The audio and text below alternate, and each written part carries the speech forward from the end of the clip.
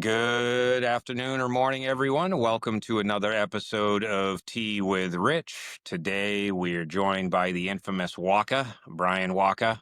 I had to throw the Boston in there. And of course, my sidekick, Ed McMahon, aka Rich Lyons. Rich, good to see you, buddy. Good to see you, bud. Good to have you, Brian. Welcome. Great to be Brian, here. how? I can't think of a better place to end my career than right here. All right. Brian, how you doing, buddy? I'm doing great. Yeah. Thanks for having me. So, Brian, you're where? You're in California, so you're what, 3 hours behind me? I'm in Seattle, actually. Seattle. Yeah. Wishing I was in California. I'm like, I don't know why we didn't book like a sunshine getaway. I think it's because we traveled a bunch in the fall. We weren't like in the mood to book anything. So we're just soaking up the moss, soaking up the cold and the wet up here in Seattle and loving life, actually.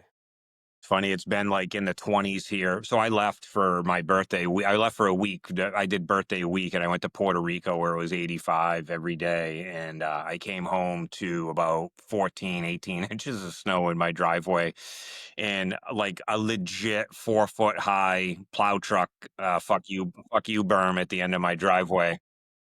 So I literally get home from Puerto Rico because I'm burned to a crisp. I get home from Puerto Rico and the first thing I do is spend 2 hours fucking snow blowing my driveway so that I can actually get into my driveway. It's a good way to acclimate. It's a good way. That's a good reentry, I think. It was good. It's just it shows commitment. Well, what's interesting is everyone's always surprised that I don't pay somebody to like do my yard work and shit. And I always say it's like I like it. Like I like firing up a snowblower and going outside. Absolutely. It's getting good it for the done. soul. It's good for the soul. I don't think anybody should, get too far away from taking care of their own shit. I think every That's time right. you pay somebody to do something, you could be doing a little bit of your heritage frowns on you. So I hire someone, no question. that was a setup, Rich. I felt it coming. I had to swing. Wait, We do bring in a couple of Central American guys who will do like leaf raking because we have so many trees. I have kind of like a pretty big lot in the middle of Seattle, lots of trees, and when they dump, it's like that's like a full-on 48 hours of leaf raking. So I do get a crew in here to help me with stuff like that, or if I need to spread a bunch of bark. But otherwise, I like getting my hands dirty. I think it's good for you to get your hands in the dirt and do some stuff. yeah, we don't let anybody do that anymore. That's the funny part. Truth is, I actually did have some folks take care of my yard this year for the first time ever, and it was pretty freeing. But I'm also the first guy to be standing in the window watching him, being like, "Hey, what the fuck? You just tore up some grass. Like, don't mow that. Like, wait, that's not a weed. That's a flower. Like, So I have to leave when the lawn guy's here and when the cleaning ladies are here. I'm like, hey, there's been a fucking cobweb in the corner of this window for a Would you month. get that for me? It's like a test. Didn't you get that? I left it there, and you missed. There's a chance that Mark, my house cleaner, might listen to this. So I'll just say Mark has been cleaning our house for 24 years. And I think what I really enjoy is that he also follows soccer really closely. So whenever he's over, I'll go in for like lunch and I'll sit and talk to Mark for an hour about soccer. And I'm so happy. So I kind of ignore the cobwebs in the corners. But Mark, by the way, there's a little bit of stuff like under the cabinet in the underneath the dishes, the dish rack. I think I scare the shit out of the I think I scare the shit out of the girls that I have some. We keep the house ourselves, but every 2 weeks we have a couple of girls come in, and I'm pretty sure the last thing they want is me sitting at the table drinking coffee. When they're here, Probably. And I don't want to be here, so I'll usually go to the golf sim. There you go. Rich, you still down in Mexico? I am. It's I'm not missing Chicago weather right now. Yeah, I hear it's pretty brutal. And Brian, do you guys get snow out there? We literally just yesterday, snow melted that fell. We got about 4 inches here at our house, followed up maybe another inch and a half over the next few days. So we actually had quite a bit of snow and it stuck around. And actually, I play soccer twice a week and we will bring snow shovels, if we think we might be playing on a snowy field and to shovel it. And we were shoveling. That's we're shoveling commitment. the You said you field, played and soccer? I totally thought yeah. indoor. I was thinking indoor all the way. No, I play outdoor year round. And in Seattle, it's great because you're outside for maybe 4 or 5 hours and, a week and running around, all kinds of weather.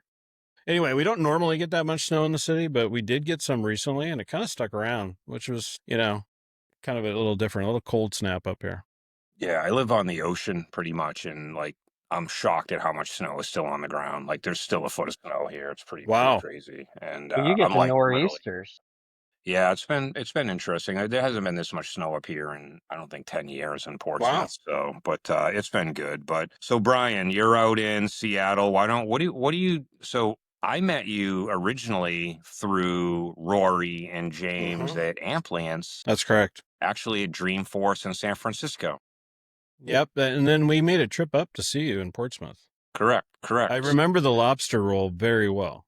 Yeah, everybody gets the lobster roll. I was very good. So yeah, I think that's how we first met. Yeah, it was Rory actually introduced Yeah. us, and I tried to get you out late, and you would have nothing to do with that, which I appreciated. So, Huh. I have a curfew usually. It might be late, but it's always a curfew. so Brian, what are you up to these days? Like, what's going on in your life? I mean, I know you're doing cocktails and commerce is your podcast that you've been doing, and you've got a new gig, a kind of a newish gig for yourself. Why don't you sort of give us all sort of a little background on kind of what the What state I'm of up things to? is for you right I'm now? up to a lot of different things. I'll talk about kind of what people might recognize from the kind of the work environment and all that. But I'm also working on a couple of other things too. But it was about a year and a half ago, maybe almost, yeah, about a year and a half ago, a little over that now. I left Bloomreach after 4 years. Great run. Company evolved a lot, really repositioned. Near $2 billion valuation, although, at kind of the peak, but nonetheless, we did a lot.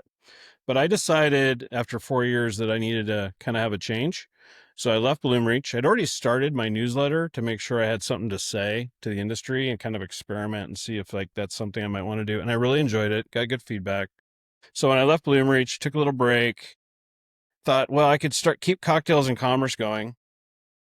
And then the other aspect of my time at Forrester that I really enjoyed was all the advisory that I would do with the tech community, the services community. I was working with everybody, and naturally from an analyst vantage point, but giving a lot of perspective on the market and kind of working closely with them. But there's only so much I could do in terms of strategy definition or messaging definition because I was the analyst. I could just kind of hint at things, couldn't really tell them what to do. But I really enjoyed that kind of work. So upon leaving Bloomreach, I decided I wanted some variety. I wanted to work with lots of different companies, lots of different problems. Had offers for like boards. Who knows if that would have actually materialized or whatnot. Lots of advisory type conversations.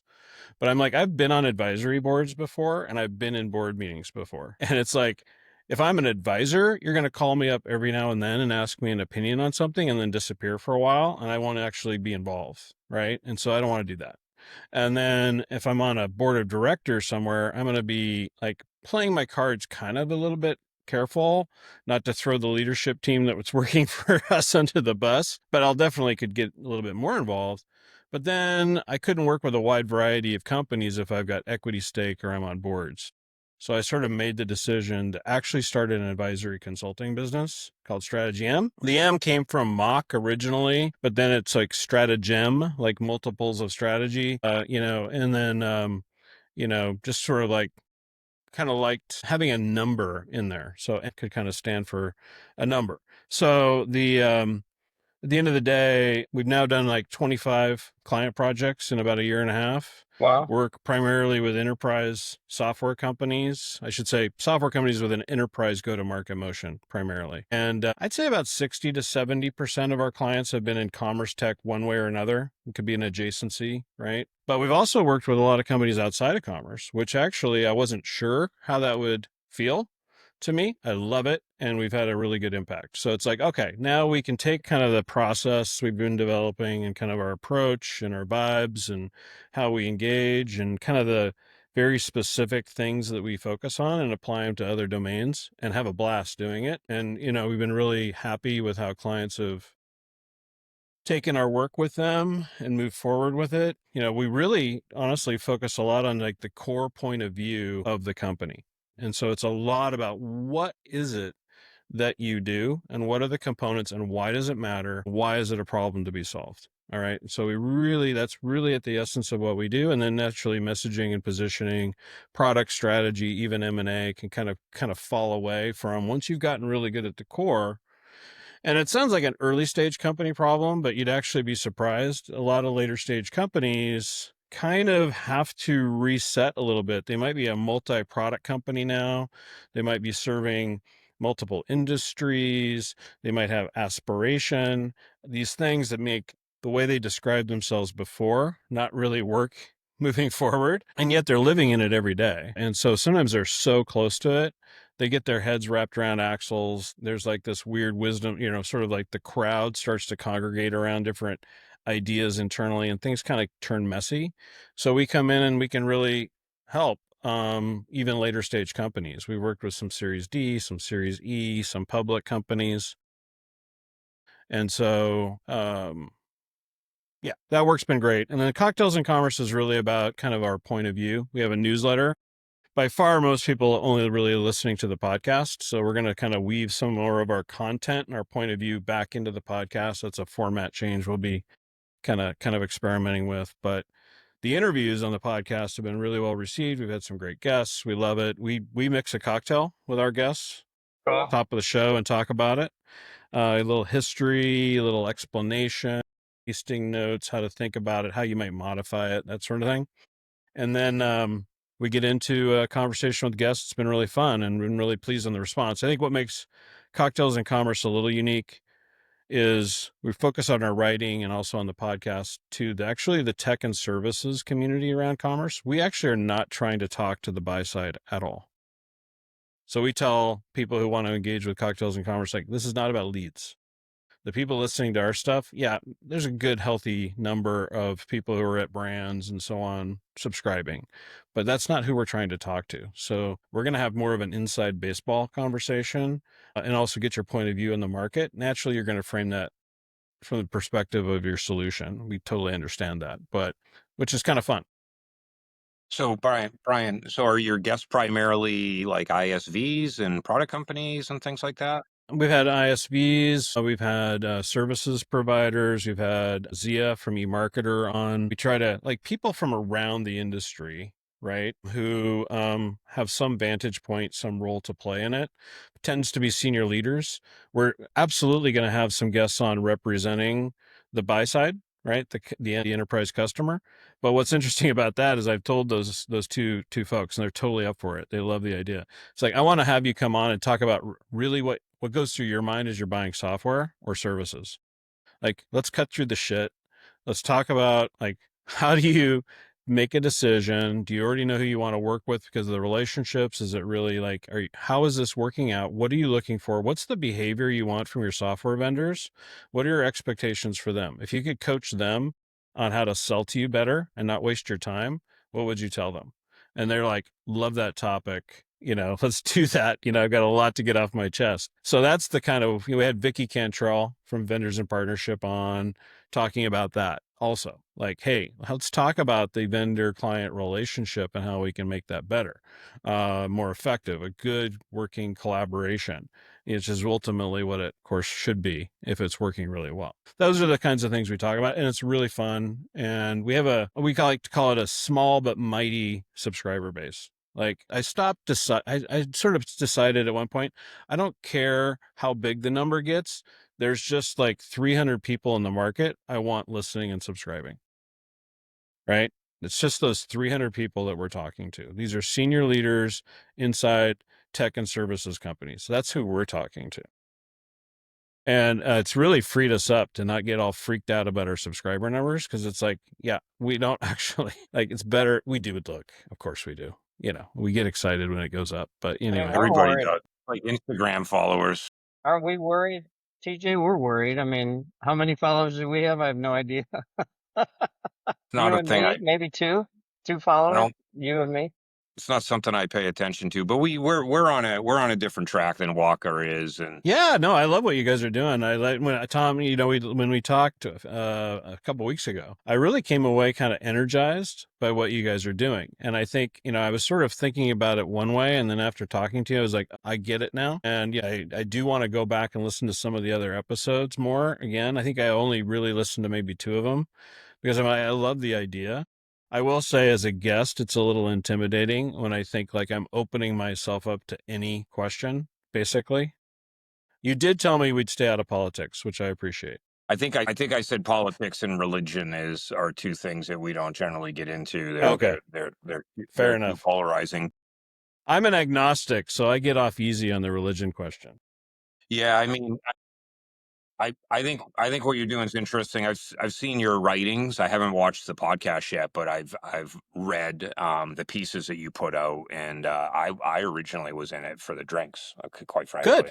Good. But I have since cut back about 80% on my drinking. But it's interesting because I think on the SI side, you brought up this topic about having your customers come on, or not your customers, but have buyers come on and talk about, what they wish vendors actually would do. And it's a Pandora's box on every side. You ask the ISVs what they wish customers did, and the answers, I would assume, revolve around consistency and quality and fairness and an open dialogue, right? And I don't always see that on the buy side. The buy side is like, it's like asking 10 different teenage kids from 10 different parts of the city, how they get to, how they get to Lower Manhattan. It's just all over Yeah. the place. So, Yeah. but I think it's interesting. But let's jump off the work thing, because you've actually been in commerce. When were you at Forrester? Just for a sense of timing here. Oh, I'm so bad at remembering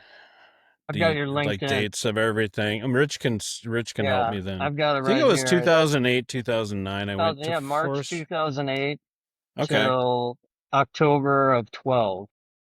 Was Forrester your initial foray into the commerce space? No, no, no, no, no. I actually launched an e-commerce site at a B2B in like 1998. Shit, so you're And I old like had us. everyone quit on me. I was running this funny, interesting, could be a great sitcom catalog company. It was like it could be like a combination of Monty Python and The Office. Like this place was like hilarious.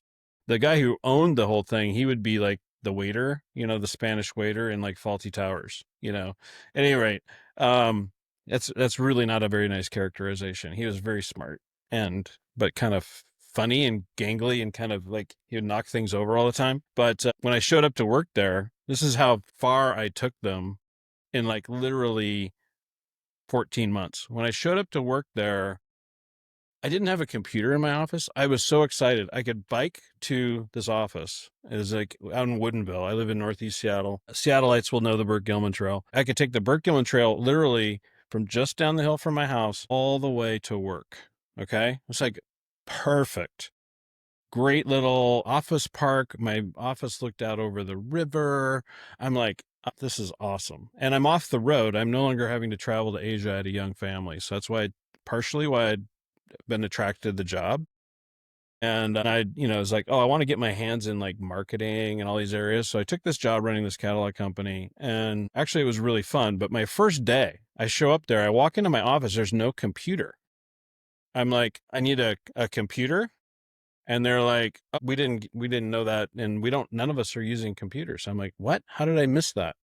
And I go up to the CEO owner, kind of operating owner. He's like, really impressive guy running a freight business to Alaska. That's where his money actually was all made. It was called Span America.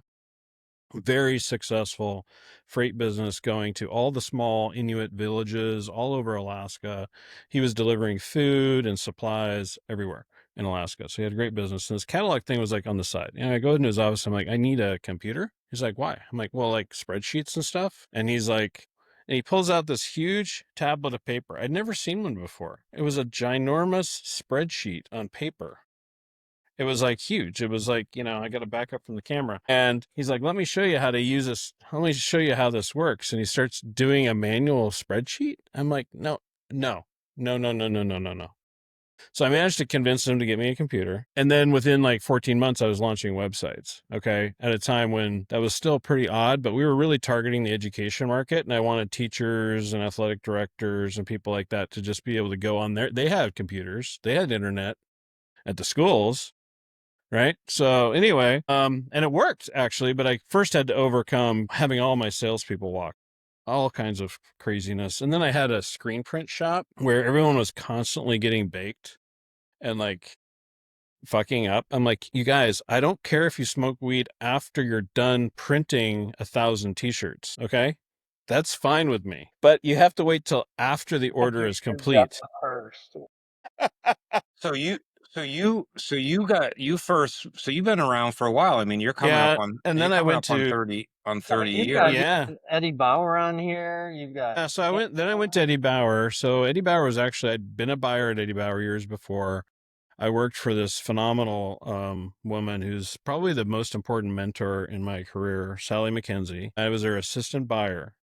I also worked for some other great people at Eddie Bauer, Diane, a bunch of people, and had a great time. But then I left to go back on the sourcing side because I was kind of bored as a buyer. And so I went back to the sourcing side. But but later on, Sally gets put in charge along with Judy to launch Eddie Bauer Interactive Media. They weren't even thinking website at first. They wanted to send out like interactive CD-ROMs to their best customers and have like orders prepared and like sent via like a batch email file to the, it was like a whole fiasco. Anyway, it was an interesting experiment, but it was a fiasco. Anyway, and then I was part of this early core team to launch EddieBauer.com, and we were really in a really advantageous position as an omni-channel retailer already, with kind of a very kind of strong catalog business. Actually, moving that to online worked pretty well, but there were a lot of missteps along the way. We launched an AOL store first. I don't know if you guys remember those. Fucking for shit sure. show. Anyway, like it looked like a virtual mall. That's why every time I see a virtual mall, anything, anywhere, I'm always like, fucking hate it. No, we're not doing I that. I had a client that was asking us to move them onto another platform. I don't remember the client or what platform they wanted to move to. And I remember saying, "What are you doing?" And then they were doing like 15, 20 million on it. And I was like, "You're doing how much on a fucking Yahoo store?" Yeah. Like, I'm like, "What's that like?" They're like, "It's a pain in the ass." I'm like, "How are you how are you How are you doing that? how are you actually facilitating? There's no order management, Well, there's no the first, merchandising engine, there's no well, promo engine." when we first launched EddieBauer.com, we were having CSRs rekeying orders for sure. We were working with David Fry and Fry Multimedia and all those people, Yeah. and love so many of them. Right, had a great relationship with them. But the first website was basically queuing orders for the CSRs to enter, which was great for me because I had to learn all about the CSR function and the CSR environment and the green screens they were using. And I'm like, fuck, right? We're going to integrate to this. Okay, let's do it. And that was the next, 3 years. But I also was really early days, like platform companies like Fry, which was not necessarily really a platform when we were working with them yet, right? They were basically doing bespoke development for us. Very But custom. what's that? No, I just said very custom. I remember all those sites. Yeah. Anyway, and then when I left Bauer, I actually went to classmates.com first. That's not on my LinkedIn. It's kind of like, was kind of a relatively brief stint. I was going to try to be a product manager, and I wrote I wrote basically business plans for what ended up looking a lot like LinkedIn and what ended up looking a lot like Facebook. This was like literally right before those sites started launching, and we were the largest social network online at the time. And we were like, oh, let's get into these other areas. But the company got acquired. All those business plans got flushed. They were just trying to position the company as something by having all these plans that they had no intention of fulfilling. And then I went to Amazon. And so then at Amazon, I'm like on the enterprise services division. Next to me on the wall, just Jeff Barr, one of the first AWS employees. He's been the evangelist for him for years. Great guy. He sat on the cubicle wall opposite me. I was in the similar type of business that kind of spun up to sell enterprise services, but we were selling the commerce platform. So we're selling it to Target, we're selling it to Marks and Spencer, we're selling it to the Limited Group, we're selling, which is a whole crazy story. We're selling it to everyone who sued Amazon for not being able to deliver a platform. And I had a great run there, a lot of great stories. I had to write a speech for Bezos, which is a hilarious story. But ultimately, the enterprise services unit wasn't going to work. I remember Sharon, the CEO of Limited, I think it's, or Victoria's Secret at the time. I'd been in Columbus selling them on the Amazon platform for like 9 months back and forth. Finally, we get them to the final step. Like we're literally in contracts and so on. And Sharon calls and says, my team just has some more questions. And so we want to like fly a group out to Seattle, and we just kind of want to dig into the platform a little further, because we were just on PowerPoint the whole time. They never saw a line of code. Right. And they just kind of want to do a little bit more due diligence. And before we make this commitment, and Bezos is on the phone, I'm listening in. I'm not in the room with Bezos. I'm listening in on the call. And he says, I'm like, what? I'm like, we're at the 99.9 stage here. The sales guy, Greg Chapman, wonderful guy. He's been at Avalara for years. Greg and I are like, what? And he's like, no, I'm not doing that. I'm not showing you guys a thing. But if you fly out this weekend, I'm happy to take you through it on a whiteboard at my house. And we're like, okay, this company is not going to be a technology provider, e-commerce technology provider. Plus, the other funny thing that would happen is I'd come back with some pretty typical direct-to-consumer cataloger type of requirement, like they need to do promotions this way. Okay, there's a customer segment, they get qualified for this, whatever, they get a dot on top of their catalog, and certainly when they're doing checkout, we need to be able to support very common promotion types. But they were heavily promotional naturally, so it was really, really important. I'd come back to Amazon and I'd explain this promotion type and how we need to support customer segmentation, and the product managers and engineers from all these different product groups. This was a good thing. I had to meet all these different groups. I was sort of like product managing, product marketing, solution engineering this thing. And they would say, no, that's a stupid idea. I'm like, no. You don't get it. It doesn't matter what you think, actually. Whether you think it's a good idea or a bad idea, it's what our customer wants. It's how they do business. But that's a dumb way to do it. Doesn't matter, again, what you think it's a good idea or bad idea.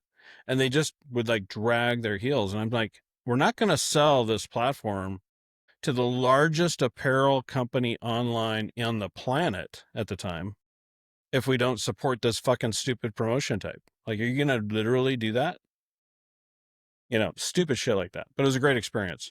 Then I went to Expedia, and I actually had a great opportunity there, product managing the new travel platform, which was eye-opening. Worked closely with Dara, Barry Diller. I got a few meetings with Grandpa, sharp as a tack, but always presented himself as this like kind of grandpa guy wearing a cardigan, but you just had to be on your toes. You had to know everything if you're in the meeting with Barry.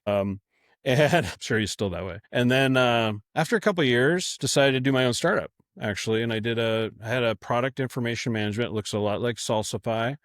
That was my idea. But no one was investing in enterprise technology at the time. If it wasn't a social network thing, there was no venture capital money. And I had a couple of angels kind of interested, but I basically bootstrapped it. I turned it into a professional services company building Shopify and Magento sites, actually.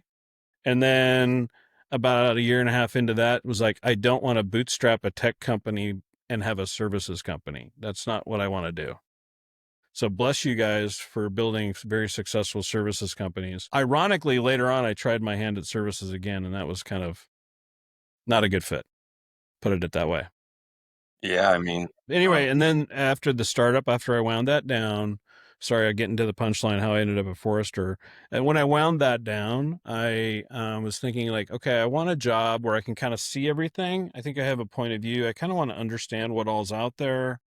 I kind of like the technology side of things here in the vendor community. I was somewhat connected to from being a customer and then competing against them and all that sort of thing. And I think it was Sally, actually, again, pops into my career path and says, do you know Carrie Johnson? And she knew Carrie, I think, from shop.org, and introduced me to Carrie. And I managed to convince Carrie that they were going to hire me remote and that I wasn't going to move to San Francisco or Boston, because I was like, nope, I'm not moving. And they did. And actually, that worked out great. Had a fantastic run at Forrester, had a wonderful time.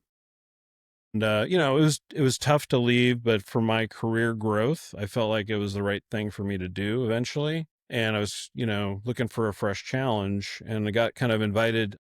The analogy I use is like I was in the press box working for Forrester, writing great stories about the sport that was happening on the field. And then I had someone invite me to go play second base on like a really good team. And I'm like, I'll do that. I was going And to so I ask got you to, how you made it over there, because that's a big change. yeah, I actually had been kind of shopping around a little bit, kind of myself, networking, kind of introducing the idea that I might be open to a change for a good year before I left Forrester. But I was, of course, had to be very careful about that because, it was like if I was writing a report that involved like a wave, for example, it was like, no, we're not talking until this is done. We're not even going to talk. But I had lots of interesting opportunities, kind of went down a few different paths. But, I had developed a good relationship with the Hybris guys, Karsten, Stefan, Ariel. But Karsten in particular, we really saw a lot of things at eye in terms of the market and so on. And at a certain point in time, he said, if you ever decide to leave Forrester, I want to be one of the people you call, which I thought was a really savvy way to kind of plant the seed like that. And I've used that later in my career when recruiting people, like, hey, not trying to poach you, not trying to be aggressive, but if you decide it's time for you to go, I want to be one of the people you call. So I did. I called him, but it was kind of funny. I called him relatively late, deep in another process where I was like kind of getting close to where they were probably going to give me an offer. So I didn't give Karsten a lot of time to decide. But, Hybris was still independent at the time, marching toward IPO. Carson asked me to really first focus on helping him kind of sell the company as he built the book. So we were on the road, investor conferences, meeting bankers. That was an interesting exposure for me. And I was there to kind of help him tell the story about where this market was going and why it was important. And then that quickly led to strategics getting interested. And, in the end of the day, it's not a secret, right? It came down to two, Adobe and SAP. We did have interest from some other interesting parties, but it didn't really mature very as fast. And so those two were kind of in a dead heat. And, there's some funny stories about how that went down that really actually will make you really impressed with the culture at Hybris. That was really, really, really strong. And yeah, everyone can read everything else on my LinkedIn bio. Let's not go through anything else. I know Can I talk, can tell I long ask you stories. can I ask you a question about that? Like the obviously having been acquired, right, and then work for a bigger company, and we had a great culture. I mean, how was that transition? Because I have a theory that it's impossible to keep that strong culture when you get involved in a, let's call it a strategic, right? I'd say it's a matter of you can kind of stretch time. Time is elastic. The eventuality is probably still true. Yeah, and that's what we had. We held off the kind of massive culture shift. We were fortunate we were allowed to run very independently for the first, say, 2 years. Conveniently, that was kind of everyone's earnouts. So, things didn't really start to change until about 2 years in. And my job in running marketing and channel and being very much like kind of go to market guy, running the brand and all those things was basically to keep SAP as far as away as I could from impacting what was important. Like we'd had, give in on things that weren't as important. And there was also a lot of benefits. We have to recognize there were a lot of benefits that we were able to offer people. And there were a lot of Hybris employees who were actually still there and thriving. And, it was actually not as disruptive for many as you might imagine, but certainly at the core culture, it was impactful, big shift, big change. It helped that it was two German companies. It was also helpful that SAP kind of wanted that new German entrepreneurial, younger element to impact the core of the company. It's still an organ transplant. So at Sure. the end of the day, the body is still going to fight it off. So it's a matter of, how that plays out. But after 2 years, things started to change. And that's when, after 3 years, I'm like, okay, my job has kind of turned into a line of last resort on some things here. And it's like, I'm going to have to give in on some things. And, Bill and others, like the politics of everything had kind of shifted by that point. We were no longer the shiny object after first. That's another truism. And when a strategic makes a big acquisition, I'd say definitely true on the software side. There's a honeymoon period where you're the shiny new object. And we were benefiting from that massively because we were being positioned and sold into as every SAP account because it was a top priority for those SAP reps. So we benefited hugely from that. But then as soon as, the travel planning, financial expense reporting company they acquired, Concur. name's escaping, Concur. Thank you. Gosh, I can't believe I couldn't remember that. Concur was acquired, and then later Qualtrics. SAP or Hybris rather, was no longer the golden child. So all those advantages kind of disappeared. And then it's like, oh, what's the point of keeping you separate anymore? Interesting. Yeah, I think it's different for software than it is for services when you get picked up by a strategic. I don't think anybody ever did it better than Cisco in the M&A market as far as like seamless, fluid transition. You're right, Brian. I never really thought of it, but there is a fulcrum point where the old and the new have to come together, and somebody has to own and pitch the blend at the fulcrum. And I don't have any comments on how it was handled with us, but Sure you do. Sure you do. it is I'm just an teasing you. interesting. I'm just teasing you. Yeah, well, I'll have comments in April. Hey guys, I'm gonna mix a little non-alcoholic Negroni. Knock yourself So out. I'm just a little.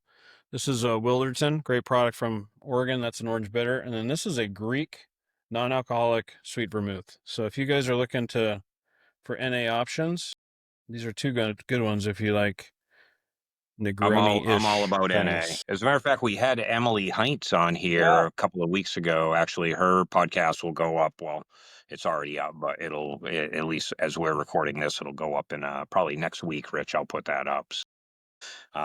I'm a big fan of the NA movement and have a renewed appreciation for that, especially when I bought a Whoop and started monitoring my vitals and my sleep and everything. And you don't really think, we haven't gotten into a dialogue on that, Rich and I, yet, but you don't really. There's so much that we do that we don't know what it's doing to our body, from the food we eat to the things we drank, and quite frankly even our mental state. But back on the other thing, as far as I didn't realize you were that storied. Like I said, I met you at Ampliance, and I just knew you as Walker the Forester guy, but you go pretty far back. So, given that you're, 25, 20, 27, 28 years in our industry, quite frankly, just on the other side, we're services side, your product side primarily, with the exception of your early start. Let's do like a hot take on kind of what do you think about what's going on now? There's been a fucking lot of changes coming. Like COVID, like everybody got their fancy ball invitation to COVID, and then at the end it was like midnight hit, and you know, a lot of people Cinderellaed back to the dark side of things. So, what's your view from a software perspective, especially given your involvement in MACH? You were with MACH for a couple of years. You were pretty heavily dug in with them. Well, I think, first kind of just comment on like the macro environment. Sorry, I just realized my stereo is going. I hope you guys can't hear that. We can't. I forgot to turn it off. The, certainly coming out of COVID, there was a deceleration in investment in digital. At the same time, I think we saw the sort of realization amongst a lot of companies who are really playing it careful for macroeconomic and reasons that, they didn't need to make substantial changes to what was already a fairly mature like commerce stack. Actually, now there are definitely areas in there, and point solution providers can kind of come in and help in a lot of different areas. So there is still some tech investment going on, but it tends to be in the point solutions, many of which are in the MACH Alliance, but they're selling kind of a, composable best of breed point solution into a legacy environment, not necessarily into a MACH, kind of a full MACH environment, which is kind of the fallacy of MACH. It was like the thing that wasn't being said that needed to be said. And I was pretty vocal behind the scenes about that. I actually did write a piece on cocktails and commerce talking about what I think MACH should be in order to be relevant and in order to be impactful in the future. So if anybody wants to check that out, it's in the archives on cocktails and commerce. But, and that was almost like a letter, right, to the leadership of the MACH Alliance and to the membership, right? Because it's controlled by the vendor community, and basically say, hey, you gotta evolve. So anyway, but back to the question, the platform market though has really, really decelerated, right? And it has a lot to do, a couple different factors, but certainly the maturity of the technology and the fact that everyone's actually spent a fair bit of money on integration. And even if there's pieces of it they don't like, it kind of works. And it's also very risky to change. Many of the, in the D2C environment now, it's 40, 50, maybe more % of the business. Like, you want to risk that with a replatforming? What are you, insane? Like, that's going to be a big, tricky, careful project if we're going to do anything about the core platform. Right. And at the same time, the website as a whole has also kind of peaked in importance. We've also optimized the shit out of it. I'm sorry, you're just lazy if you haven't fixed your fucking checkout to work like everyone else's checkout. Because we all know what a good checkout is now, right? Those kinds of things. Or just basic even layout of websites, all of that stuff. Like, a lot of money's been spent over a 20-year period of time to figure this stuff out. And a lot of these sites are on their 4th or even 5th generation. So they're not in terrible shape. So investing in the core platform doesn't necessarily make sense, while at the same time, even the importance of digital is in some ways peaked. And I've written about that recently, kind of what I call the fragmentation of demand. And it's kind of a long-term thinking in a sense, but we might, in a way, say the percentage of business that your website contributes to the whole will never be as big as it was yesterday. Right? And mobile, of course, takes up a huge volume, but even mobile, I think, is going to start to really plateau, and it's going to marketplaces. It's going to social commerce. Soon it'll be agentic taking its piece as well, marketplaces, et cetera, I already mentioned, and conversational experiences. And so you're going to see things kind of actually migrate in a little bit different direction. There's a lot of impacts on the commerce tech community as that happens. And then there's even a third trend, which is people just ditching their commerce platform, quote unquote, altogether and going with kind of a very different strategy. And it's kind of a design pattern that's really kind of kicked into gear in Europe, but it's coming, I think, to the US as well. In Europe, it probably makes more sense because of all the localization and da-da-da-da-da. But it's like headless, but even like real headless. Like, we're actually just ditching the commerce platform altogether. And it's really a checkout with an order management solution on the back end. So all of these factors are sort of making it a really interesting time. And then, of course, if there are commerce platform opportunities out there, Shopify is taking all the oxygen. So you just better have a good reason why you're better fit than Shopify and work your ass off to win that deal, because they're coming for you and they're taking all the oxygen. They got the star power, they got the brand name. If it's a big enough account, Harley's going to roll in, flash his teeth and say some nice things, and they're going to be all excited. So you better have a sharp pencil. How long do you think before they really start to dig into enterprise? I think they're already there. They're already there. Like, trust me, Tom, they were on my radar when I was an analyst at Forrester, and they were clearly an SMB platform. They've really had to earn me being willing to say they're at all an enterprise solution, or I would say a B2B solution. But here's the hidden fact. They're throwing so many of their own custom development services behind those deals, and they can soak it up. And, they like to brag. They got 4,500 commerce developers. So they'll impress a customer and say, well, we're going to put 50 on your account, and, we're going to build what you want, and then we'll put it into the platform. Now there's a clever little technique there. They can actually record that as licensing in their financials. That's an old SAP trick. It's been done for years. It's fine. As long as they're going to put it back in the platform, they can do that. So these customers are like, I'll sign up for that. And then Shopify, they work with them on the payments and all the dings and the knocks that the vendor community competing against Shopify wants to use. And unfortunately, I think a lot of the other commerce platforms competing against them now have to say, yeah, but not everyone likes Shopify. Okay, well, then you've already taken a huge chunk of the market and sliced it down even further. Okay, so, what is that? How many are really going to say that? And then, yeah, there's features and there's some unique things that might lead you to say, no, Shopify is not a fit. So by no means am I claiming, I think they're way ahead of their skis in a lot of areas, but they're throwing a lot behind it to try to make up for it. And I think it's really hard to compete with. So if you're a commerce platform, you need to have a really good answer for why you're different, and then have the willingness to go after a different ICP and understand how to do that. Because if you're just a retail solution, I'm sorry, I don't see the differentiation. Commerce is commoditized. Now, I won't say who I'm thinking about, who kind of popularized that term, but it kind of backfired because, yeah, that's true. And actually, it was Shopify who did it. The question is, did they build the optimal platform for today, or did they build the optimal platform for tomorrow? Because I don't think the game's over. But, things are going to have to change pretty substantially for Shopify to lose some of the advantage that they've earned. I won't say gained, because I think they've earned it. They've worked their asses off and done a good job. And, I'm no fanboy. I'll say it right here. Half the stuff that Harley does on CNBC and everything, I just cringe. It drives me crazy. And he won't return my phone calls, so maybe I'm a little mad. There's always an up and comer waiting to shoot through the cloud cover. And there right? are some areas though that I am kind of hot on in commerce tech, I should say. And I'm kind of an industry analyst at heart, so I like to kind of think about kind of what's coming, what do I think? And let me just kind of lay out a little bit of a thesis, and I'll get to the couple of key areas. But one is you got this fragmentation of demand thing I just mentioned, and you got this complexity of supply fulfillment and inventory management. We've been talking about single view of inventory forever. Very hard to do, but we just wrote recently about order orchestration, and I do think this will be a hot area. You got, sure, proliferation of touch points. It's becoming more and more fragmented. You got to orchestrate that correctly, and then be able to tie into a more holistic view of your inventory and so on.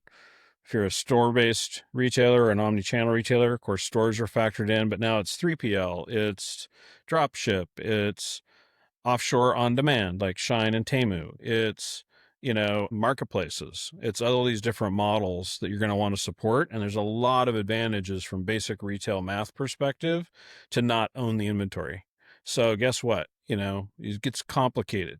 So you need an order orchestration solution in our view. So I think that's going to be a hot area. I do think conversational will emerge. Naturally, the search vendors are all over it. Some marketing solution providers are all over that.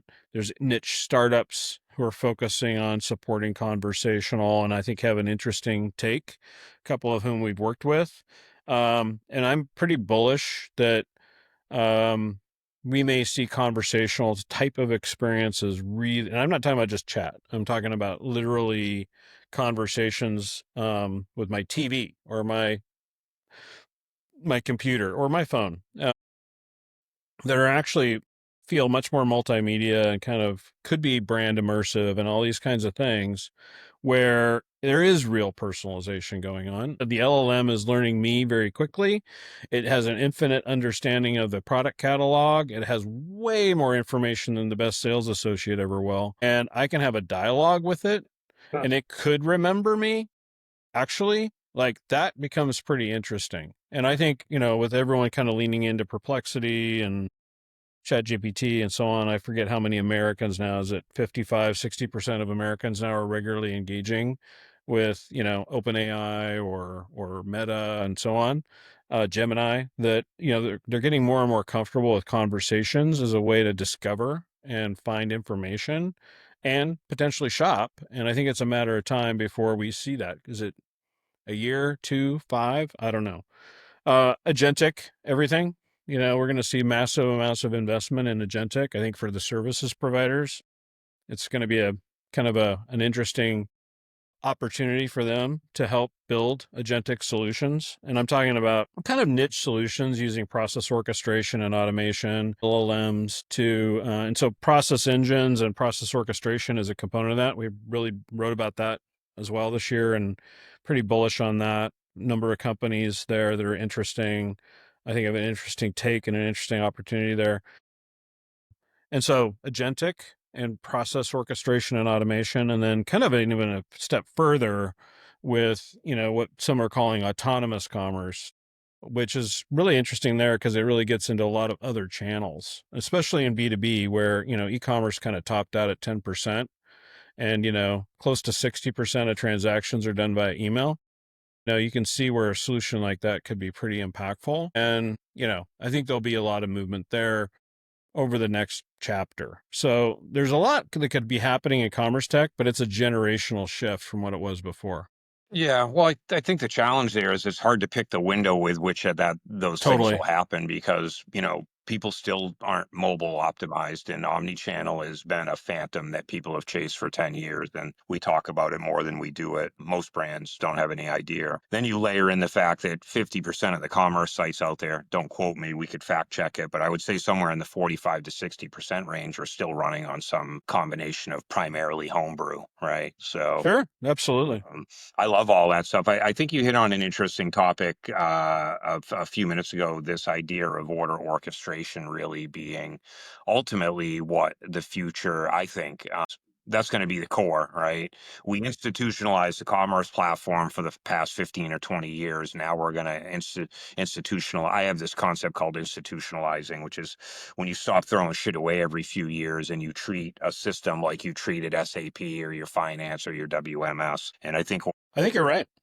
Yeah. I think order orchestration is something that enough people aren't thinking about. I think what happens is these brands grow and they end up having all of these resources that do all these things that you talked about, but they made no investment in the tech behind it, right? So you've got 15 people managing 15 different, let's just say, channel types, That's right.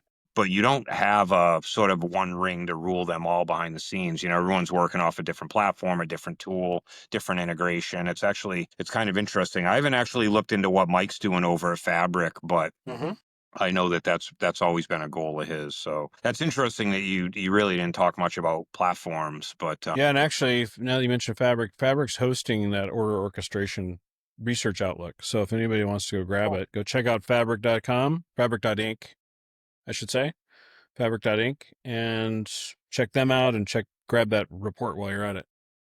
yeah, it'll be interesting to see. I mean, the demise of the big platform, whether it's monolithic or headless or composable. I mean, the bottom line is at the end of the day, you need all this shit in the background anyway. I mean, enterprises have been composable for as long as people have been calling them enterprises. I think that's a fallacy that MACH invented this new word to gain Well, some. I'll say I think actually what MACH Alliance initially set out to do, I think was actually pretty valuable. But I think, Which was what though, Brian? Let's start there because not a lot of well, kind people of know what MACH is. she's going to ask me to quote the acronym: Microservices, API First, Composable. Hopes. What is it? Headless. Sorry. And that was the mistake. They needed an H. Like they should have just left the headless off because it became too synonymous with like a headless commerce strategy. Like, oh, I need to go all in on headless to be MACH. And it was sort of implied. And naturally, that was a lot of that had to do with commerce tools, for sure. But the reality as a consortium, kind of as best of breed providers, kind of banding together, sharing in the marketing cost of advancing this point of view into the market and kind of getting people excited. And they were pretty successful in Europe, you'd have to say, partially because of the design pattern and kind of the point in evolution. You had all these Magento sites everywhere. Everyone needed to clean this shit up. Headless made the most sense. So it kind of took off a little faster for good reason. Didn't port to the US. It's a different pattern. It's less relevant. It's less valuable. Not to say that not everyone wants to do it, but it's just not as important. And so anyway, I think that initially there was something there, but I think by being controlled by the vendors who are all very careful to kind of protect interests, also a handful of services providers who also kind of did similarly. It was like very clubby and very little too cool for school, didn't really factor in the buy side enough. And really lean in on the standards and kind of normalization around the API structures and GraphQL and so on, which would have actually made it worth, something that I was certified. And it kind of like suffered as well from some stumbles as people really tried to go full headless. It wasn't easy. And it should never have been billed as like, these are pre-integrated, kind of implied that this should be easy. Well, that's what we say about every platform and integrations. And then the other misread is most enterprise and mid-market, certainly, companies don't want to manage 12 to 13 vendors. So why don't you guys combine your contract language and normalize around something where everyone can come in under some master?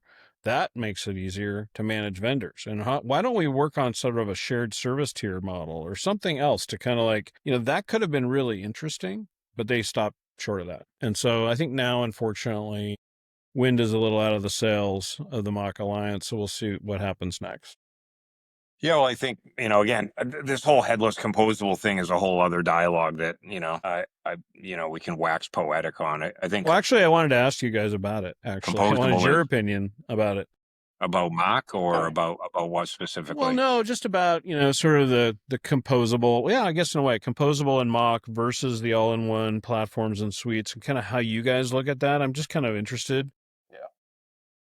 Because it is an interesting question, and I know my point of view, but I'm interested in yours. Rich, you want me? Rich, I mean, Rich I'm is the going to say I'm more technical than he is, and therefore I should go first. no, I'm the old school guy, so I'll tell you my opinion, and I think it fits with what you were saying, Brian. I mean, if it makes sense, it makes sense. But from my perspective, it made sense for bigger companies, enterprise companies that could handle the integrations, could handle the complexities, had a sophisticated IT staff, right?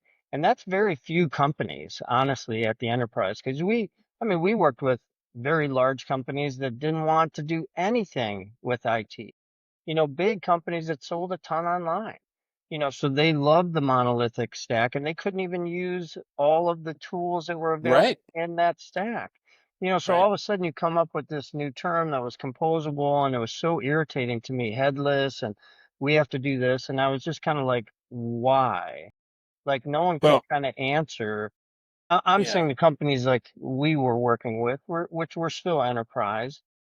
And could you show me, is there really a reason? Are you syndicating content? Is there really a reason you want to be headless because you were doing something different from a UX perspective that's super important to your brand? And usually it was just like the CEO got a wind of a word and so let's do this. And they couldn't support it, could not support like you said, 16 different. I mean, maybe we're exaggerating, but even if you told me 5 or 6 different contracts, different platforms, different integrations. So I was always like, this is bullshit. And maybe I shouldn't say this and you can cut it out later, but I think Salesforce should have taken a stand. And you know what I mean when I say Salesforce Commerce Cloud, Demandware, should have taken a stand and just say, we're the monolithic platform. We are the number one. You don't need composable and take a big stand and just be that. And don't try this Play. bullshit and try to play Yeah. that game. Just play your game. And I Yeah. thought they lost. Yeah. Yeah. Um, I don't disagree. And I also, with composability, my first reaction to the term was like, yeah, well, we've always been composable. I was integrating third-party search solutions and personalization tools and visualization tools and rich imaging tools and, all kinds of stuff from the jump, from the very beginning. That was composable. Now, the integrations have gotten easier and, SaaS and cloud and all of these things have made it just easier and easier and easier. But we've always been composable. So that word in and of itself, I had a problem with because it implied like this was new. It's like, no, this isn't new. We've got maybe some different techniques and approaches and, so on. And now that the cloud has been commoditized as infrastructure and the software development and so on, like, yeah, this is so much better than And it was headless before. wasn't new, but we act like it was Right. new. It wasn't Yeah, new. we were doing headless at Client Hybris. Yeah. server was going on forever. Well, Yeah, we were mature. doing ATG was been run headless. Hybris had been run headless. IBM had been run headless. Many of us were partnering with CMS vendors, which was the front end at the time. But that was a very natural evolution to run it against something else. We built our own open source, front end. You could run a Hybris headless. It was just the development team picked the wrong one, which is irritating, but they overthought it anyway. But yeah, so like the word itself kind of irritated me. And at any rate, I think it's kind of run its course a little bit. And now it's like, yeah, everything is kind of in that bucket. And even Shopify is starting to really do a better job of exposing their platform. externally. And I think, that's really smart of them, because ultimately some of the things that I was describing earlier, they should be able to support, like conversational experiences. And it's like, they don't want to build that native to their platform anytime soon, but they want to be able to support it. And, and then being able to choose a different front end or multiple different front ends or whatever. I want to do something unique, but I don't want to build a whole new stack for that. I just want to call my Shopify APIs. Right. Yeah. Go ahead, TJ. Your turn. What was the question? What do you think about We can move on. We can move on to a different one if maybe you're we bored. build it. I think TJ is bored. He doesn't like this question anymore. Let's move on. I don't mind the question. I just feel like we've Drained it. No, we've turned it into this fucking, tribal fighting, right? It's like, we've taken something that could have been beautiful and could have been marketed the right way based on your maturity and your competency and your vision and your strategy. And we basically fucking gave it a tribalism label. And monolithic is a shitty, stupid name. And so is headless. Nothing in the history of the world, headless was a positive thing. I don't know why that actually caught on. And to Brian's point, I mean, everything's been composable since the beginning of software development. I mean, everything. And so I just think it's a bunch of stuff that got made up and different people went into different camps and vilified it. And I think the difference between which direction you go is where you are in the maturity model and what your strategy is and what your staffing and your leadership is like. Because I think you can do any of those things with the right strategy, the right leadership, and the right commitment. And you can do none of those things without either of them. And I True. just think we've just turned it into this big, fickle fucking word show, and it's confused the C-suite. And I don't think the C-suite, maybe now they do because they've experimented and got burned, but I don't know that they had the confidence to call bullshit and say that, like, I don't agree, or I think it was so new and so overwhelming. It was weird. I mean, we spent 15 years trying to rely less on IT, and that's not because we didn't like IT. IT was busy with the big, Yeah. massive They had other things institutionalized to do. platforms. Yeah. They have a lot of stuff to do, but everybody wanted the shiny new toy. Everybody wanted to play with the Porsche. Everyone wanted to turn on the track. And, they got their way back to the table. And I think what happened is leadership lost their ability to do their own research and their own hypotheses and look at real case studies, not the bot case studies that are out there. I think most of the case studies are purchase. And, I think, I don't know. The whole thing's weird, and it's a shame because I think they all have a place, and I think they all have a place in the enterprise through just a maturity continuum. But, what do I know? I think for anyone listening to this on the brand side, if you're interested in composability, don't start with your commerce platform. Start with all the other shit that's Absolutely. That's exactly right. Is content important to you? Yeah. Go composable with your non-shoppable content. Is, product information important to you? Then move in the composable route with a PIM. Better yet, find a composable CMS that's got a PIM built into it and a DAM built into it and cut 3 licenses down into one. Start there, right? Don't start with your transaction engine. So I don't know. It's a weird time. I like the comment you made about 20 minutes ago, Brian, about at some point, it's literally going to be fucking checkout that is really going to morph itself based on your entrance point and your entrance desires, right? If I'm agentic or if I'm a marketplace or I'm social or I'm this new, remember before agentic comes out, we're going to have these operators that are out there for anyone not paying attention on the AI front that are going to go through and do things for you while being prompted, right? Agentic is like, go find me, here's 5 pairs of shoes I love. Go find me 10 more pairs. And when I come home, put them on the fucking TV for me. And I just want to say yes, no, yes, no, yes, no. Right? That's it. That's agentic. That's where I think that's going. But we still have this operator class that's coming up. So Yeah. I think there's a lot of changes. And I think the best thing Shopify could do is make sure that they throw a little bit of respect behind that stuff and maybe think about being that orchestration engine and that orchestration layer. I think, excuse me. Sorry, Brian, that was a lot. I just basically No. spit out a 20-minute Yeah, you just dialogue. made me. Yeah, no. I think the thing about Shopify, they'll probably need to acquire if they really want to get into order orchestration. I think that's a pretty steep hill to climb. It is, but Now, their history. Hold on, their history of acquisitions and I know. integrating them is horrible. Totally get it, and you're not wrong. I just say, they're going to need domain experts. They're going to need people who really understand the complexity of dealing with order management and business process integration on that side. And it's a totally different ballgame than commerce. It's much more complicated. So my only point is like that would be smart of them actually. And I think for Yeah, the but order orchestration vendors out there, there's actually an opportunity for them to also be thinking that way. Like that might end up happening. So be thinking about that well, because the question that's a is, very natural place for them to acquire. yeah, but I mean, I can't think of a single acquisition that didn't wither on the vine in some time frame. I wonder if Shopify at some point will be I don't know the terms. I'm going to go all Theo Vaughn on this because I don't know all the fancy terms that you know, Walker. But like, I wonder if at some point they're going to just be a platform with which we can do development and build on top of, kind of like the AWS or the Azure of commerce, and allow somebody to come in, like again, say Salesforce, right? There's ERP built on Salesforce. There's PIM built on Salesforce. There's content management built on Salesforce. By the way, really fucking good ones. Like Rootstock is a great ERP. It's very purpose built. Pimly is a good PIM that's native. I just wonder if they're going to head in that direction and allow, not these integrations, but actually an application that's actually built on their platform versus just pumped into their API layer. That's a really interesting question. It makes sense. I think that's in kind of Shopify's bones to think that way. So that could happen. Yeah, but I think it's right not now one. they've got easier problems to solve right now. Yeah. So, Oh, I well, think that's a question of whether or not, they're really spending time on this stuff now or if they'll just kind of respond as it becomes more evident.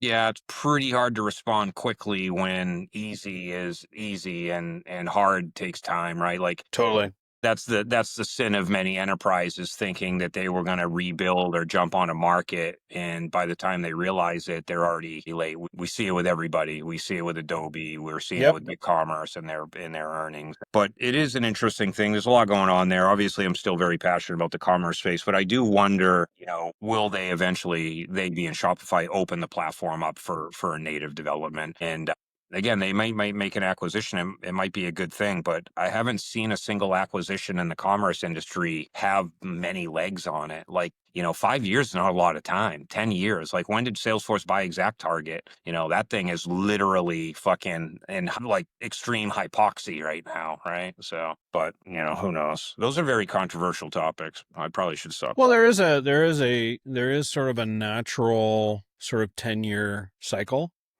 in some ways. And so you could sort of be thinking about, there's some people who would argue that that's a law or that it's a this. I'd just call it an observation.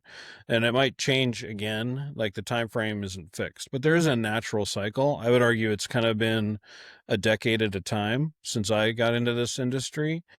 You can kind of assume, especially as how fast you know computer science and technology is moving, that there will be natural downstream kind of ripples as new design patterns, new architectures, new way of thinking, and new customer behaviors continue to kind of emerge. Well, that's the that's the evolution. That's been the evolution of commerce for 30 years. I don't Exactly. disagree. I do wonder if this new acceleration of tech has kind of upended Moore's law, and 10 years is 5 years, right? And Possible. Yeah.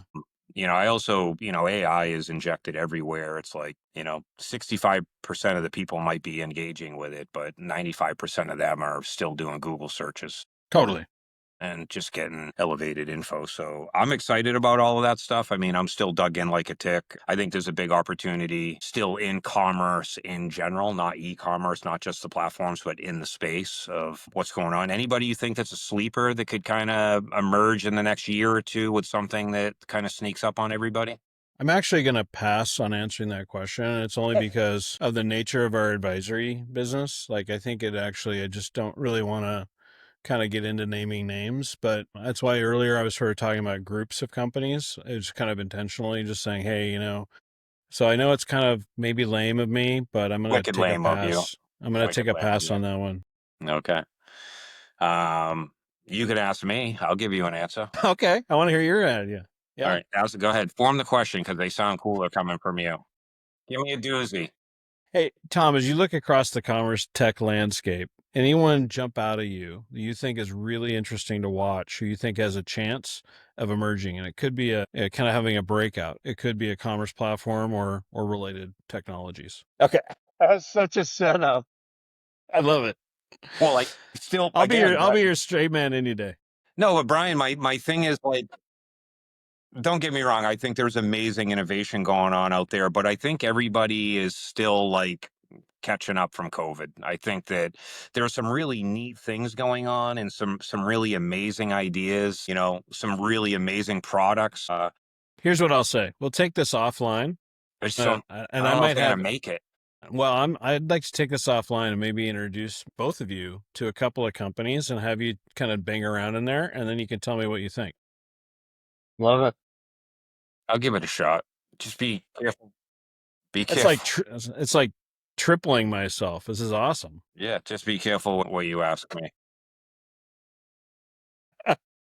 I was just mentoring somebody, and I just literally spent a couple hours with somebody that I'm sort of advisoring on the down low for, and I was just shocked at, and I don't know if you see it, Brian, in your business, but I was just shocked at like the stuff that I think is table stakes is so many people just don't think about and don't Yeah. understand. Well, I should mention, you know, I have a partner in the business. That's Bill Friend, longtime sales leader, Ibris, Magento, Fluent. He's been in Deca. He's been in the industry for a really long time. Bill and I are very close friends, and also share a love of mixology, which is why it's Cocktails and Commerce.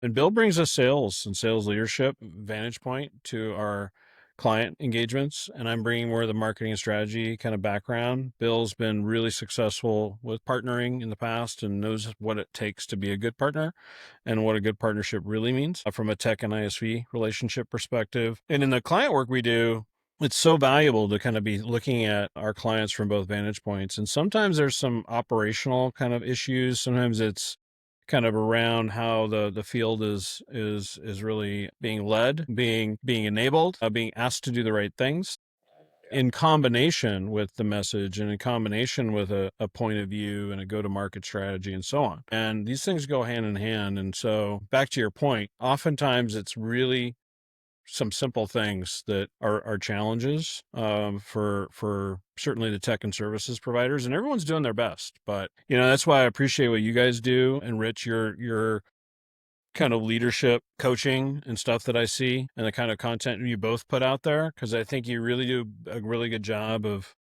kind of grounding it in authenticity, and I can just kind of tell that your ethos and approach, like I might use different words to describe certain things, but it's very, very aligned, and I really appreciate that. Yeah, I appreciate that. I think I'm back on the business thing and sort of seeing low hanging fruit. I said I think, you know, everyone's thinks their idea is a precious metal, and they all tarnish, and you know we don't notice, and you know we just don't, right? You're in it and you don't realize that it needs a little buff or a little polish or it's got a Yep. scratch here and there. You know what one person thinks is a patina or another person thinks can be shined up, and I think that's the beauty of mentoring and advising and working with different people is that, you know, folks like us come in with a fresh set of eyes, and it isn't because anybody's doing anything wrong. They're doing everything right. If they were doing it right, we wouldn't be involved. But it's always just it's nice to have a new set of eyes to see things. And again, I think at the end of the day, all we want to do is just help people be successful, whether that's what you're doing, Brian, in the enterprise or more on sort of the ethereal human side that Rich and I Totally. are kind of engaging in. So at the end of the day, I still pay attention to the industry. It's not, you know, I'm not sleeping on it. And it is interesting to see how quickly it is. There's a clear leader out there right now, but it's also interesting, especially in the last, I'm going to say 6 months, 9 months, how quickly the landscape has already shifted again towards something that I think everyone's going to have a hard time getting their arms around, which is we went from having everything disparate and sort of like tentacled for a while, and we brought it all back together. And now it is back together more or less in the commerce industry. And now it's getting ready to explode back out again. And because there won't be integrated solutions to deal with all of these ways and methods of interacting with brands. And Brian, we didn't even get into it today, but like, we keep talking about commerce like it's just the website and buying shit and Exactly. marketplaces, but you know, so many people forget about customer service and email and communications. Like the the loop with which you can drop in on a commerce experience and have a good or bad time Totally agree. it's infinite. And I think sometimes we get in these dialogues where people are so myopic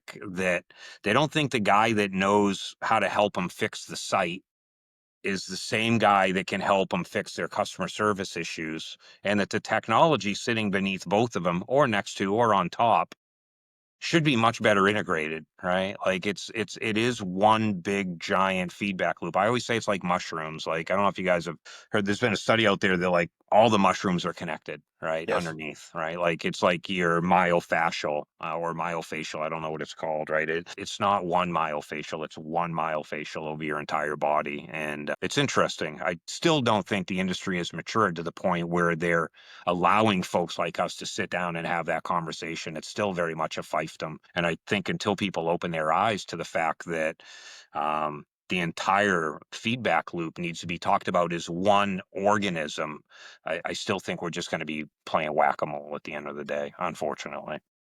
I love that idea. I thought you were going to talk about different kind of mushrooms, though. I don't think those are connected all through the world. Maybe through all They're of very our. separate. Yeah. We don't talk about drugs on our podcast. I don't think we've ever. I No, don't we've think we never. really have. No. We talked about drinking. We've talked about drinking. We've talked about my night game, but we don't get into the drug thing. I try and keep it above board, even though it's legal pretty much everywhere except for New Hampshire. But you know, Can we go personal, Brian Walker? Sure. You ready, Chief? what was the question? Can we go personal? Yeah, no, I was going to ask him a couple questions if we're done with the technology, because I was done with it like an hour ago. You know me Let's on move the on. technology side. I'm like, Let's move on. Yeah, Yeah, I but mean, we this only is. asked Brian 3 questions. It took him an hour and I 15 know. minutes to I answer told them. you. So I know. no, Sorry. I had a couple I mean, T and I are both fathers, and you know, Brown's talking to you. Obviously, you're a girl dad. TJ has boys, but I just curious on your take, because we get, you know, entrepreneurs, other, you know, young guys listening to this, and we've talked about it before, but I'd love your take on how you worked hard or successful in your career, stayed married, and stayed a parent, right? You're a father, you have 2 daughters, and I think some kids need to hear kind of how you do it all, right? Well, I mean, I think anyone who's been a parent would say, you know, you're careful to give advice, recognizing that it's hard and no one's perfect and so on. And there were a lot of, I traveled a lot because I held remote jobs. I grew up having been like relocated as a kid a couple of times, and there was some good and there was some bad with that. But for some reason, even though I actually had the chance to also like move my family overseas, I really kind of wanted them to have the experience I didn't have, I think, which is like, no, you're like in a place, you know, all these people since you were a little kid, neighbors, and I have also a lot of family in the area. I just didn't want to, it kind of was important to me. So I worked remote, which meant I was on the road a lot. I made sure I was home every weekend. Sometimes that led to a really, really, really nuts travel schedule. Sure. Literally flying back to Seattle from Europe and returning to Europe the next week sometimes. Like, it doesn't make a lot of sense. That didn't happen all the time, but it did happen a few times because I wanted to be home. Also, I was fortunate to kind of trip onto the fact that when I spent time one-on-one with my daughters, it was super valuable. So I took them on some trips with me. I also tried to do other things with them. Of course, we did a lot of things together as a family, and there was sort of a cadence of a family vacation every year that always happened on the same week in August, and all these different things that we did. But also, I grew up with really strong women around me, my grandmothers, my mother, women that I'd worked for, had a big influence on me in my career. And so I just really wanted my daughters to be empowered by their father. And so that was kind of my intentionality as a father. And I'm also a very emotional person, so I can be kind of emotional as well. Although, yeah, I go into dad vibes sometimes. But at any rate, I don't know that I have any more useful advice, but that's sort of what I I think it's a experienced. great take. I mean, I did some of that with my daughters, like, and we still talk about some of the times they traveled with me on business and, some Mm-hmm. of the things we did together and one-on-one time being very important as well. So I love that, I think. And like you said, it's not always easy, like the red eyes because you want to be home or you want to, go see their soccer game or coach their soccer team or Yeah. whatever, Yep. but you kind of make that sacrifice. But it's Yeah. not a sacrifice actually. It's just something No, that it's not a we wanted sacrifice. to I do. mean, Yeah. definitely was exhausting at times, but Well, you know, it's the right way to parent at the end of the day. I think, a lot of people don't find out too late in life, the right way to do things. I was one of those people. But Brian, how long have you been married? actually, we just celebrated our anniversary. I was really smart by accident to get married on Valentine's Day. So the universe conspires every year to remind me of my anniversary. It's really smart, actually, but it was an accident. I mean, you know, my wife didn't really like the idea when it first came up, but the place we wanted to get married had an open date. So we took it, and it happened to be Valentine's Day. Never forget it. Yeah. 27 years. That's amazing. I love that story. And I love the comment. I don't want that to go unnoticed that you wanted the girls to grow up like in a neighborhood with friends in a school system and have family around and have consistency. That was something I never had. I think I did a talk quite a few years ago. I think I had lived in 14 different places before I Wow. was 18. I actually never went to the same school except for high school, like more than 2 years in a row. It was Wow. always like, and when you're a kid, that's jarring to have to make new friends every Yes. couple of years. Like you don't have childhood friends. So I love that. I love that you did that. I have no concept of what it's like to be a girl dad, but I know Rich and I know Rich's girls and I know that, they hold a special place in his heart and Mm-hmm. and he holds a special place in theirs. Your girls worship you, Rich, which I love to see. I don't have similar backgrounds and upbringings downstream or upstream that you guys do. But I also love the fact that you always came home for the weekends, even if it sucked. I had 50-50 custody of my boys when I got divorced. I got divorced in 2009 and they were 4 and 5. I never missed my time with Mm-hmm. them ever. When it was my time, it was my time. Mm-hmm. And whatever I had to do, everyone else took a back seat. And I was very open with my clients, my staff members, my partner, Eric, business partner. And I love that. That's interesting. Yeah. And Yeah. I love what you said too, because my grandmother was very important in my life. My great grandmother, I knew very strong women. My Mm-hmm. mom was an entrepreneur, and so having girls was a gift, right? And Yeah. they didn't always like me, Sure. because I held. They can't. They can't. They have to be. Sometimes you're going to say things they don't want to hear or whatever. Yeah. But I think sometimes, like to your point, I maybe held higher expectations because I knew at least when they were growing up, like it might not be so easy, but I Mm-hmm. expect that you're going to do it anyway. Mm-hmm. You know what I Yeah. mean? Being a dad. And I think I had decided a little bit, it's funny you said you're emotional. I mean, I'm very emotional as well. TJ will tell you. I could watch a commercial on TV and cry if it has kids in it, but I I think can't watch sad movies on. I can't watch sad movies on airplanes because I'm the guy like bawling. I do that too. I think the person next to me is going to think, is this guy okay? Like, cause Yeah. I'm literally crying and yeah, that's so funny. We're exactly alike. But I think it's funny. I think I had decided at a certain point in my life because it's funny. You should talk about it too. Talk about you've written a book and you do poetry. Like I used to write a lot of poetry and do a lot more creative writing. And there's a point in my life where I decided I got to turn that off. Like I got to become an athlete and turn the emotional side off and become stoic. And I think having girls, having children, let's just say number one, but then especially girls, like I felt like the Grinch, right? Like my heart grew 3 sizes and I became getting married number one, but then having kids number two brought me back to being way more emotional. It doesn't work to be in a relationship with a woman and not be able to talk Mm. about feelings. That's such I'm a good. sorry. That's such a good point. And I think that's a process for a lot of men.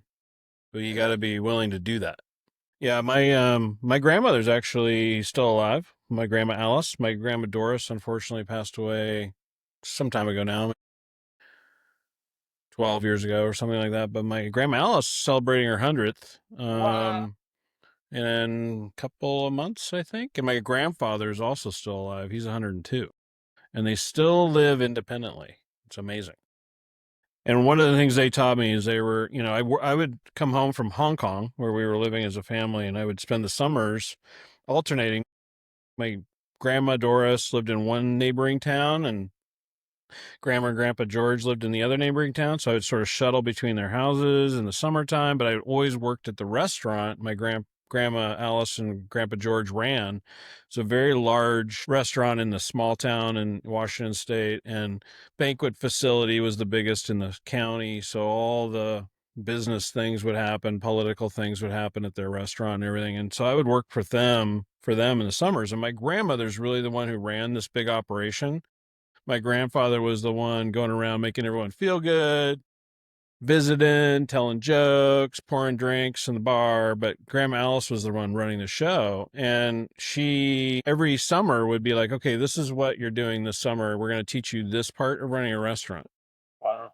And so I would just like every year I started, of course, washing dishes. And then, but pretty soon I'm like doing the bookkeeping with her and, doing schedules and all this stuff. Right. It was a pretty big operation. She was incredibly well respected there.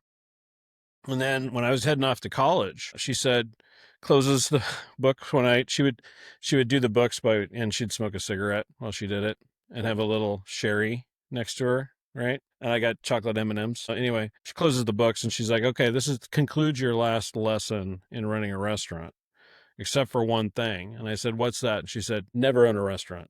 Ah, that's classic. I love that. That's amazing. I love the personal stories. It's funny, I didn't have any.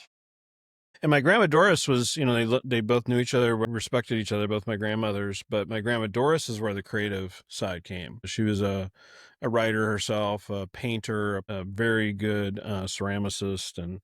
And so she really helped foster that side of me also. So I got this sort of very practical, hardworking business side from one grandmother, very loving and caring as well. And then the creative side from the other. And so the fact that I got that kind of gift, what a gift that I got to spend like summers with them, because Hong Kong was impossibly hot. So I would come home for the summer. And it was so lucky. That's lovely. Yeah, my mom's mom, my grandmother on that side, she ran an Anheuser-Busch beer distributorship because my mom's dad died when my mom was in college, so she was kind of forced to go in and run this. So she ran a Teamster shop. Wow. And all the truck driver and woman, and all the truck drivers loved her. I mean, Yeah. they called her Sarge, I was the grandson, so I never saw that side of her. Right. Now if you want to talk about unconditional love, like Yeah. I felt that from my Yeah. I felt that as well. And I still love seeing my grandparents and really fortunate they're still alive. And for my daughters to know their great grandparents was pretty special. Yeah, it's very unusual. I love that. We should do more personal stories here. We'll do it in reverse next time. We'll just act like the guest is, nobody knows who they are, and we'll just get into Well, you life have and such that. an interesting background, Brian. I mean, I think it's good to Yeah. ask you a few questions. Well, yeah, you kind of spent your career on the other side of where Rich and I spent our careers, quite frankly. I mean, I started a business at 24 and never looked back. Like I don't know anything other than the agency side, and I know it well. But it's just an interesting perspective. I've always thought if I ever went back of maybe getting involved in the product side or something to do with product or the brand side, right? Because I have so much experience on the SI side and delivery and all the nuances of that, but it's a scary world. You don't know what you don't know on the product side. So, or you do, who knows? But Brian, I appreciate. We'll have you back when you release your book. So we'll have you back to basically talk Okay. about your book when your book actually Okay. comes out. That would be All so right. fun. Well, I would appreciate that. I haven't decided if I'm going to release the novel under a pseudonym or not, which I don't really want to do, but it might be prudent because it's an espionage story that deals with China. And nobody looks good in this book. Everyone's flawed. Everyone, so it's not but it kind of paints the picture like maybe things aren't perfect in China. And so I'm not sure if I want to crack that open All right. and invite the engagement from some. Anyway. I haven't decided if I'm going to release it under a pseudonym or not, but we can still talk about it. I can pretend it's just a book I just read. Absolutely. What I'll do is I'll edit this part out of the podcast. So we'll just Okay. say Rich will say you will come back and talk about the book, and we'll Okay. go from there. So Fair enough. next topic, really quick, Brian.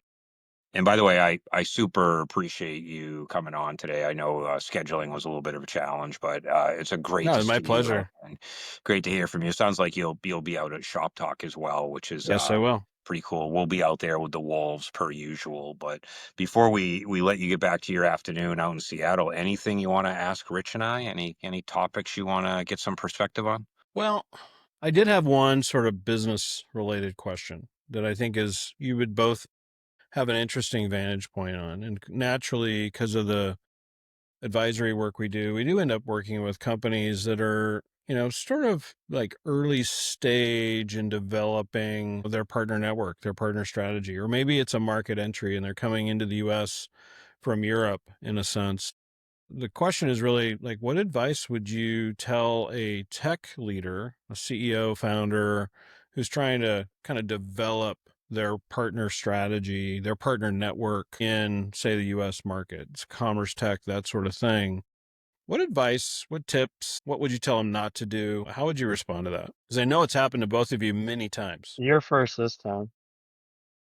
What advice would I have for a company coming into the States regarding partners and partnerships? I think that how you handle partnerships as a software company is more important than anything else you're going to do once you have a stable, accepted, marketable product. I think that the partner ecosystem is the single biggest potential for you as a business to scale. And I think that you have to treat those partners the way you want them to treat you. If you want to be brought into every deal, you have to create a mechanism with which it's easy to bring you into deals. If you want them to help you with these implementations, then you have to create a system with which it makes it easy for a partner to actually implement. And, you know, you have to make as big of an investment in the partner ecosystem, if not bigger, than you're making in your customer ecosystem right now, because your customers are all technically one-offs of the same product.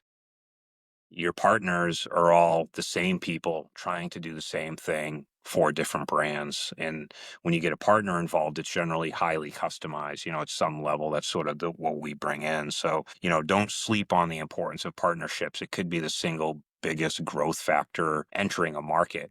And for those that aren't maybe in the US, that might be the secret weapon. Totally agree. It might not be a marketing campaign that goes out to customers. It might be a marketing campaign that goes out and finds 3 to 5 of the best integrators and SIs out there in the market that check off all the boxes, right? Good reputation, good size, good Right, vibe. right. ICP. Yeah. Yeah, right. ICP. But let's just take ICP out because I think that's a given. That's like saying we want people to have 10 toes and 10 fingers, right?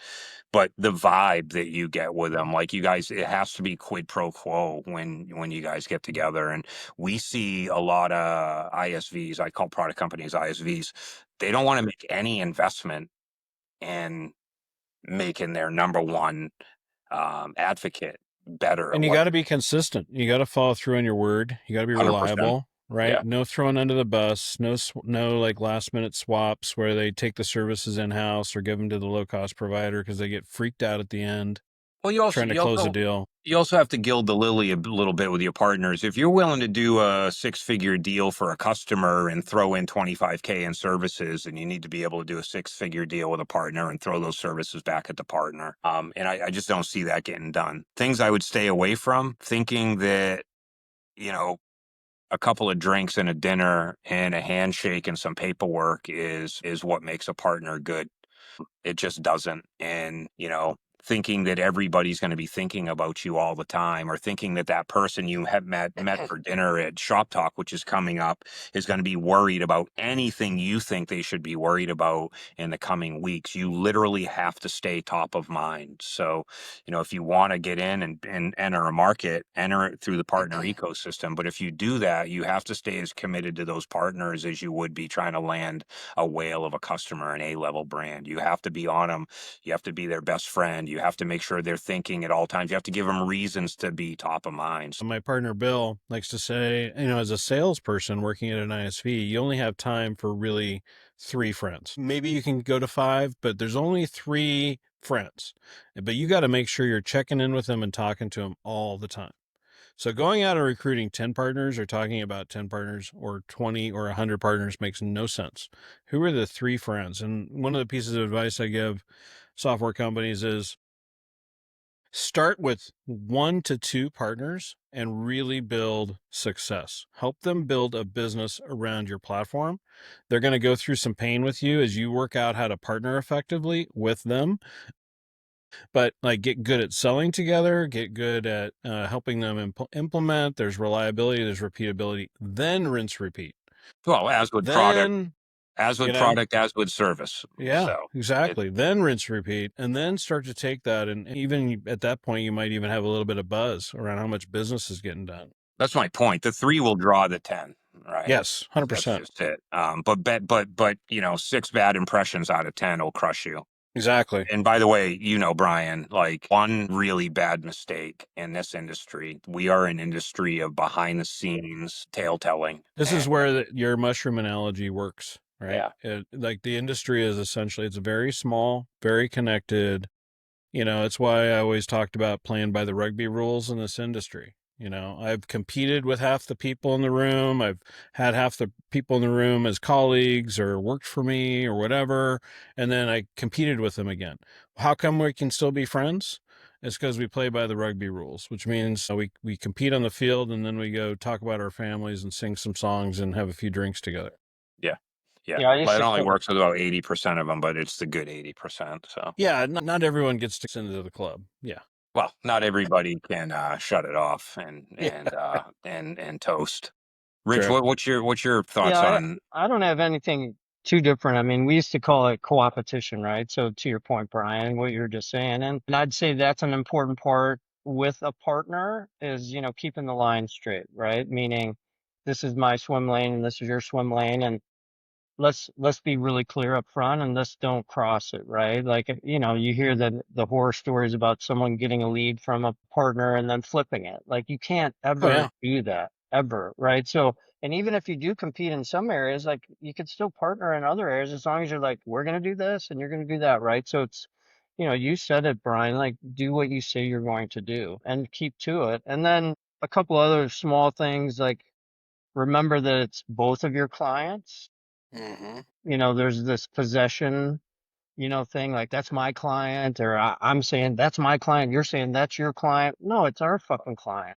Like, and what's the right thing to do? We don't need to compete. Like, how do we make the customer happy? So I think there is this alignment if you're going to be a good partner on what's best for the customer. And that should be number one. And let's not forget that, because Yeah, that's such otherwise good point. it's bullshit. And then the other thing I would say, and I think TJ, you said, well, you both said it, like, partnership paperwork isn't worth anything. I would, everyone always call me and like, can we be a partner? I'll send over the paperwork, blah, blah, blah. Give me a fucking break. Like, I always said, let's get a customer first. You don't need partnership paperwork to get a customer. Let's get a DocuSign customer is not together, closed one. right? But let's get a customer together and make them happy. Number one important thing, we have a happy customer. Then we'll sign the paperwork. And then, like you said, Brian, then we'll rinse and repeat. But let's get one. Don't even talk to me about paperwork until we get a joint customer. Otherwise, it doesn't mean anything. And a joint happy customer, right? But we can make them happy, or we shouldn't have a partnership. Yep. Well, some partnerships just don't work, and it's better to fail fast and find out privately at scale, a low scale, and walk away. And we've done it. There's people out there that we have literally said, listen, with all due respect, I mean, I like you, but I don't like your team. And I don't like engineering. I don't like your escalation policy. And, I called you with some Sev 1 issues while we were trying to get onboarded, and you gave me the runaround. And, when I tried to have that conversation with the client, you threw me under the bus and made it sound like I'm incompetent. And, I'll be honest, I am incompetent. I haven't done this before. This was the whole point But of you have to doing this enable deal. me. Yeah, right. Well, the whole point of doing the deal was to learn together. You just threw me under the fucking bus. So, like, and And by the way, I don't know who might be listening to this, but that's a real story, and it actually happened. And we finished it out, but I'll never vouch for this group again. So, but anyway, no, it's partnerships are brutal. You know that, B. I mean, you were on the other side of it, and good partnerships are magic, and bad partnerships are titanically destructive to the I used to ecosystem. call it a honeypot, man. Find your honeypot. I mean, because they can be the most important thing. I mean, they could be the most important. You find that one honeypot and you're off to the races, right? And doing the right thing. But I think the point you both sort of said, like commitment and investment in this is important. And unfortunately, too many organizations view partnerships as just kind of this wingman job they give to someone who kind of struggled to be consistently successful in sales. They give them partnerships. The integration talk track is kind of BS. The follow through on joint marketing investment or, real enablement or the willingness of the sales organization to bring the partner in at the right time and the willingness of the company to not take down the services themselves. Because guess what? It's a nice little bump on the revenue number. And sometimes it can make or break a quarter. But you're not going to get any valuation on that number anyway. You might as well try from the very beginning. Once you've got the product fit, once you've got, the productization to a certain point in time, it's actually really smart to start working with a handful of partners and get really, really good at enabling them to be successful implementing that solution or for the client to be happy and to build services around implementation. Don't make it just about implementation, make it about helping the partner support a client over an extended period of time, right? Because then you've got an actual like revenue stream, that's more meaningful often in today's world than implementation as well. So Yeah, I agree. I'll tell you one other thing, Brian, just to take with you, and then we can wrap up. But you know, be careful because not every SI oh yeah, is cares. right. Like oddly enough, more don't than do, because most large SIs don't allow spiffs on deals I'm or not talking about monetary. I'm not talking what I was MDF. trying to say. Yeah, no, I No, wasn't talking about I'm that. just saying if there's Yeah, nothing in it for them, yeah, there's a right. lack of commitment. And people kind of forget, like, because, the right partnerships, if it's good for the customer, it's good for everyone, right? And I guess the last thing I'll say about a partnership, like the term itself should define that it's a give and take, meaning both ways. And I think there's too many partnerships that like, hey, I want access to all of your customer base and all your happy customers, but I'm not going to give you shit back. Right. It doesn't work that way. That's not a partnership, Yeah, right? I mean, No. it's gotta be a win on both sides. And I think we 100%. saw that, TJ, like some people just sitting waiting for the deals and never bringing a deal. Well, I mean, there's 1,000 stories on, having MDF events and with no follow up. Like, field of dreams. If you build it, they will come is the biggest line of bullshit in the industry. Email doesn't work. Email is just a tickler. Direct mail doesn't work. It's just a tickler. Events are just gatherings. It isn't about the thing that everybody thinks is the big investment. It's about the periphery activities before and after the thing. And when you do a multi-step drop or multiple interactions and touches that culminate in an event, you have to have the long chain after that to stay in touch. Top of mind wins the deal. If you want to be successful, stay top of mind. It's up to everybody to figure out what that means to them. But if you're not top of mind, you're dead. It's just it is what it is. What you're touching on, well, then we'll wrap, but what you're touching on is very aligned with what I often share too. Like when you think about marketing, yeah, you need to be doing ABM, you need to be doing social targeted, you need to do all these different things. And that's a matter of like making there just a little bit of little bit of name awareness. Like I've kind of heard of them. I'm not even sure what they do. It's at that level. And then you start triangulating that with some inbound and you start triangulating that with some partners who are influential in one way or another into those accounts. And then you've got the formula to actually then step into trying to make an opportunity happen. Well, be memorable, be intentful, and then find that opportunity, right? Exactly. Well, listen, Brian, I appreciate you spending 2 hours with us today. I don't know what I'll edit this down to. I don't think anyone's going to listen to this for 2 hours, but if you have stuck around, Exactly. it's been a pleasure. Literally. Well, let's Brian, again, I super appreciate you taking the time out of your day. I know you got a lot going on, and we'll see you in Shop Talk actually in a few weeks, which would be cool. For anyone still listening to Brian Waka and Rich and I, we appreciate whatever long ass ride you're on. And if you're listening to this at like 1.5 or 2 speed, we probably just sound like 3 fucking chipmunks babbling about a bunch of random shit, which I appreciate it. We appreciate anybody that takes time to listen to this. Brian, thank you very much. Thank you. Brian. Rich, as always, it's good to see you as well, bud. I'll talk to everyone later. Be well. See you guys in Vegas. Bye, everyone.